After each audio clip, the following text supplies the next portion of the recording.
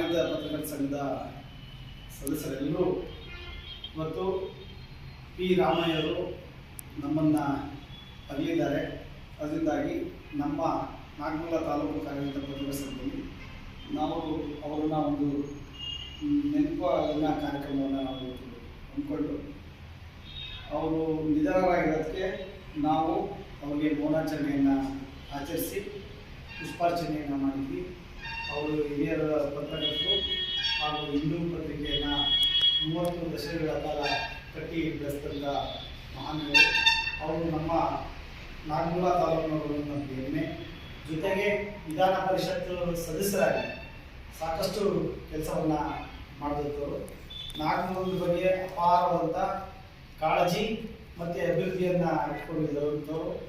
ನಮ್ಮ ಇವತ್ತೇನು ನಮ್ಮನ್ನೆಲ್ಲರೂ ಬಿಟ್ಟು ಅಲ್ಲಿದ್ದಾರೆ, ಆ ಹಿರಿಯ ಚೇತನಕ್ಕೆ ಒಂದು ಆತ್ಮಕ್ಕೆ ಒಳ್ಳೆಯದಾಗಲಿ, ಶಾಂತಿ ನಿಲ್ಲಿಸಲಿ ಅಂತ ಹೇಳಿ ನನ್ನ 2 ಮಾತು ಮುಗಿಸ್ತೀನಿ. ಜೈ ಹಿಂದ್, ಜೈ ಕರ್ನಾಟಕ. ನಮ್ಮ ತಾಲೂಕಿನವರೇ ಆದಂಥ ಹಿರಿಯ ಪತ್ರಕರ್ತರು, ಹಿಂದೂ ಪತ್ರಿಕೆಯ ಸಂಪಾದಕರು, ವಿಧಾನ ಪರಿಷತ್ನ ಮಾಜಿ ಸದಸ್ಯರಾದಂಥ ಶ್ರೀ ಪಿ ರಾಮಯ್ಯನವರು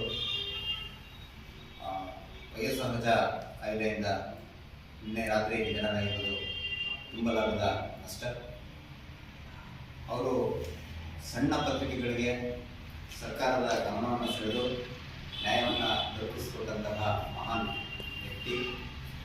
ಅವರ ಬರವಣಿಗೆಗೆ, ಅವರು ಬರೆದಿದ್ದಂಥ ಬರವಣಿಗೆ ಸರ್ಕಾರ ಕಣ್ತೆರೆದು ಆ ಸಮಸ್ಯೆಗಳಿಗೆ ಪರಿಹಾರವನ್ನು ಕೂಡ ಕಂಡುಹಿಡಿತಾ ಇತ್ತು.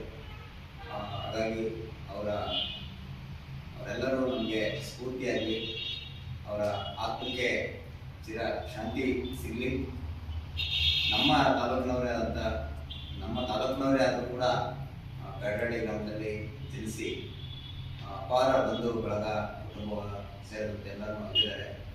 ಅದರ ಜೊತೆಗೆ ಇವತ್ತು ಬೆಳಗ್ಗೆ ಅವರ ಸಹೋದರನು ಕೂಡ ಜನ ಒಂದು ಕೂಡ ತುಂಬ ಸಂಗತಿ. ಅವರು ಇಬ್ಬರ ಆತ್ಮಕ್ಕೂ ಶಾಂತಿಯನ್ನು ಕೊಡ್ತಾ ಕುಟುಂಬಸ್ಥರಿಗೆ ದುಃಖವನ್ನು ಸಹಿಸುವಂಥ ಶಕ್ತಿಯನ್ನು ದೇವರು ಕರುಣಿಸಲಿ ಅಂತ ಹೇಳ್ತಾ